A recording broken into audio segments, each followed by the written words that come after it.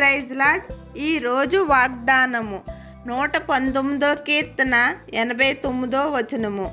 యెహోవా నీ వాక్యము ఆకాశమందు నిత్యము నిలకడగానున్నది.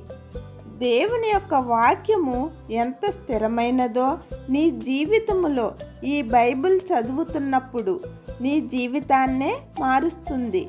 చాలామంది పరిశుద్ధంగా ఉండాలి అనుకుంటారు. వాక్యాన్ని ప్రేమించకపోవడం వలన అపవిత్రమైన జీవితాన్ని జీవిస్తారు. హృదయములో వాక్యము సమృద్ధిగా నింపబడాలి. ఆ వాక్యము నిన్ను పవిత్రముగా, పాపానికి దూరముగా ఉంచుతుంది. దేవుడు నీతోనే మాట్లాడుతున్నాడు. వాక్యము నీ హృదయము నిండా నింపబడితే నీ హృదయములో ఉన్న కళంకము బయటికి పోతుంది. ఆమేన్.